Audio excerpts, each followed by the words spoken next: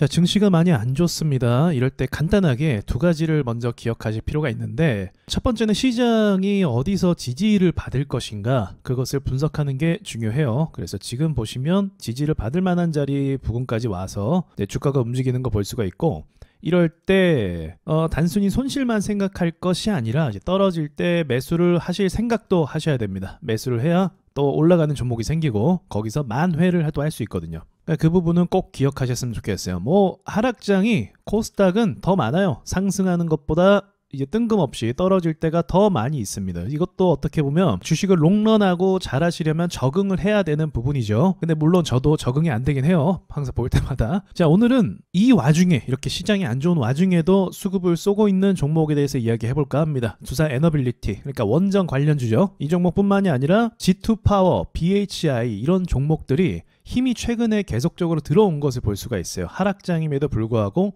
그리고 뭐 특별히 뭐 엄청 뉴스가 있는 것도 아닌데도 밀어 올리는 이런 힘들이 발견이 됐다는 거죠. 그래서 발견이 된 김에 좀 차트를 분석하면 어떨까 생각이 들었습니다. 원전 종목이 다 올라가는 게 아니에요. 첫 번째는 두산 에너빌리티, 그리고 BHI, 그리고 G2 파워, 그리고 우진 엔텍, 이렇게 네 가지를 좀 꼽을 수가 있을 것 같아요. 뭐 추가적으로 또 관련주가 있다면 댓글을 남겨주셔도 참고가 될 것 같고요. 자, 하나씩 봐보죠. 두산 에너빌리티가 먼저 가장 무거운 주식이죠. 거래 대금도 오늘 같은 경우도 2,000억, 어제 같은 경우도 3,700억. 이게 별 움직임이 아닌데도 돈들이 엄청나게 들어오는 걸 볼 수가 있어요. 그래서 그동안 못 갔던 거예요. 너무 무거워요. 오르려고 하면은 여기 보시면 거래 대금이 1조가 넘게 터져요. 갭만 띄었다는 이유만으로. 그리고 마치 이거 예전에 HLB 이런 종목 보는 것 같은데, 갭을 띄우고 호재가 생기니까 어떻게 돼요? 박살내는 이런 모습도 볼 수가 있고, 최근에서도 최근의 움직임에도 또 악재가 살짝 발생해서 떨어지는 모습이 나왔는데 결국은 계속 우상향으로 가려고 하는 모습을 보여준다는 거죠. 이거 자체가 굉장히 어색한 부분이죠. 그러니까 어색하다는 건 무슨 말이냐면 좀 인위적인 느낌이 든다고 말씀드릴 수가 있는 거예요. 자, 지금 보이시는 제가 선을 그은 부분, 그러니까 22,000원 정도가 이 회사가 계속적으로 못 가고 있던 이런 저항대라고 볼 수가 있어요. 얼마 전에도 크게 뛰었지만 곧바로 무너졌다는 건 여기 가격을 전혀 지지를 받지 못하고 있고 뚫지도 못하고 있다는 거거든요. 결국 종가로 이 가격 위로 마감을 해줘야 되거든요. 22,100원 뭐 이 정도. 근데 그러한 모습이 전혀 안 보이고 있다는 건데, 이제 어제부로 그런 모습을 보였고 오늘 시장이 하락했고, 이제 앞으로 며칠 안에 이 가격 위에서 안착이 되는지를 봐야 될 것 같아요. 그러니까 지금은 확정적으로 장악을 했다 이렇게 보긴 어렵고, 지금 시장의 변수도 있기 때문에 좀 지켜볼 필요는 충분히 있다고 봅니다. 그래서 만약에 이제 올라오게 되고 이 22,100원 위로 올라오게 되면 저는 긍정적인 움직임이 가능하지 않을까 생각을 합니다. 이렇게 얘기하니까 증권방송 같네요. 종목 추천 같아요. 자, 다음 BHI 참고만 하세요. 그러니까 BHI는 지금 여기 과거에 아주 오래전에 있었던 저항대를 도달하는 거죠. 사실은 의미가 없는 저항대죠. 여기 아직도 누가 물려 있겠습니까? 그냥 차트로 봤을 때 이 회사의 한계치가 여기야 라고 생각하는 그런 심리적 저항대죠. 실제로 여기서 뭐 물량이 묶여 있고 그렇게 생각하진 않아요. 최근의 움직임은 어땠는가? 보시다시피 주요 저항을 터치하고, 아까 에너빌리티 밀렸지만 이 친구는 터치한 다음에 다시 돌파를 했습니다. 시장 때문에 잠깐 밀렸지만 지금 돌파를 진행 중이에요. 그러니까 두산 에너빌리티도 의미 있는 가격을 뚫었다가 잠깐 밀렸다가 진행 중인 거고, BHI도 지금 상승 모멘텀이 진행 중인 거죠. 그래서 좋은 종목, 가는 종목들의 특징은 어떻다? 5일선을 태우는 경우가 많이 있어요. 이때 시장이 안 좋아서 잠시 이탈, 그리고 5일선을 태우는 경우가 많이 있습니다. 5일선 태우면서 비행기 이륙시키듯이 쭉 이격도 올라가면 그때부터 본격적인 상승 모멘텀 가능성도 있는 거죠. 그래서 이런 관점으로도 괜찮다고 일단 저는 보고 있고, 자, 다음은 G2 파워입니다. 자, 가장 많이 흔드는 종목인 것 같아요. 두산 에너빌리티, BHI, 그리고 G2 파워, 우진 엔텍 중에 G2 파워와 우진 엔텍이 많이 흔듭니다. 근데 그럴 수밖에 없는 게 뭐냐면, 차트가 준비된 상태로 오르는 게 아니에요. 앞에 있는 매물대, 앞에 있는 저항대가 이게 거래 보이시죠? 여기 있는 사람들은 아직도 갖고 있을 거예요. 아직도 물려 있는 거죠, 사람들이.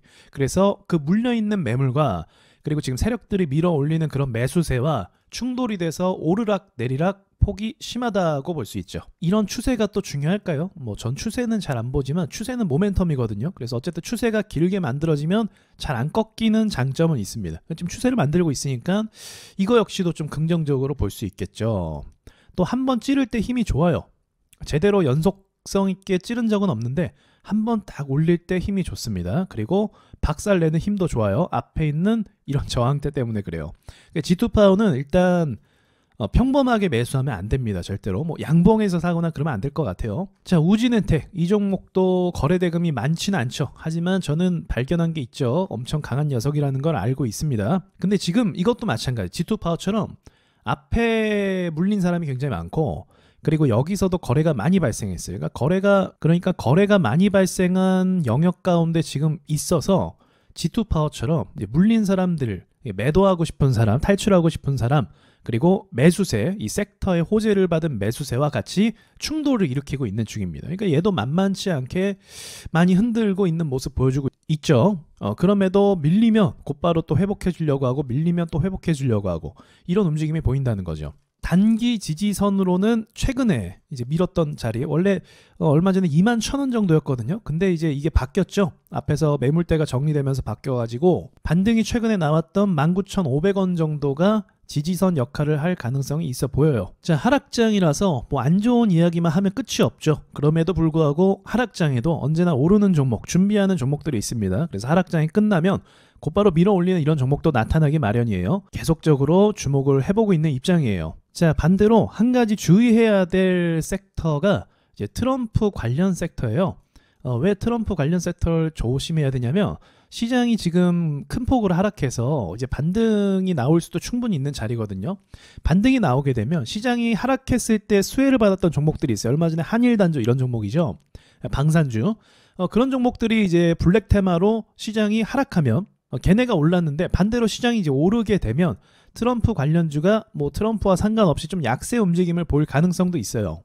그래서 그런 부분은 일반적으로 시장에서 움직이는 그런 공통점이라고 할 수 있겠죠. 다만 그렇긴 한데, 다만 이 SG라든지 이 재건주들 있잖아요. 재건주들 차트가 정말 괜찮거든요. 전체적으로 다 신고가 찌르고 있고, 신고가는 항상 더 큰 상승으로 열어주는 아주 기본적인 출발 지점이라고 볼 수가 있거든요. 그래서 그런 역할들을 좀 봤을 때 완전히 좀 관심에서 뗄 수는 없을 것 같아요. 하지만 시장 반등 나오면 좀 약세 움직임은 일반적으로 갈 수도 있다. 특히나 이런 하나오션 종목도 전 좋게 보고 있거든요. 근데 문제가 좀 뭐냐면, 하나오션뿐만이 아니죠. 이 친구들이 차트가 좀 수급도 좋고 이제 이례적인 상승이 나왔어요. 그래서 계속적인 어떤 랠리도 가능하지 않을까, 그런 생각은 갖고 있긴 합니다. 그러나 이제 뭐 이렇게 보시면 돼요. 그렇게 만약에 관점으로 긍정적으로 본다고 하면 지금이 기회를 잡았기 때문에 제 생각에 12월 안에는 다 움직임을 주면서 가져야 되거든요. 그러니까 12월까지 뭐 시장이 오르락 내리락 하면서 좀 약세 움직임이라고 하면 뭐 이런 종목들이 지금 최근에 주목을 받았잖아요. 계속 오를 가능성도 있다는 거죠. 그러나 또 제가 우연히 증권 방송을 봤는데, 증권 방송에서 지금 이제 하나그룹 종목들을 추천을 많이 하는 걸 봤거든요. 그럼에도 오르긴 하더라고요. 이게 수급에 그 수급발이 있다 보니까. 근데 그 부분이 좀 찜찜하더라고요. 이거 많이 추천하고 있구나 지금 하나그룹을. 그럼 어쨌든 뭐 좋은 건 아니죠. 아무튼 그런 부분까지 고려해 볼 수 있는데, 일단 기본적으로 시장 반등이 나오면 안 좋을 수도 있으니까 이쪽, 이게 블랙 테마라고 하죠. 블랙 테마는 너무 쫓지 않았으면 좋겠어요. 이따가 좀 지나고 나서 다시 2차 수급이라든지 뭐 깊게 눌린다든지 그럴 때 한번 담아볼만 하죠. 어쨌든 테마는 있으니까, 트럼프 테마니까. 자, 시장이 아무리 안 좋아도요, 나름대로 대응이라는 거를 하셔야 되고, 이 와중에서도 기회를 포착할 수 있어야 돼요. 시장이 안 좋다고 손 놓고 있으면 코스닥은 뭐 사실 항상 안 좋기 때문에 계속 손 놓을 수밖에 없어요. 근데 그건 또 아니잖아요. 그러니까 이런 와중에도 수급을 발견하고 매수할 준비를 하고 심리적으로 꺾이지 않는 게 중요합니다. 자, 여기까지 말씀드리고 마칠게요.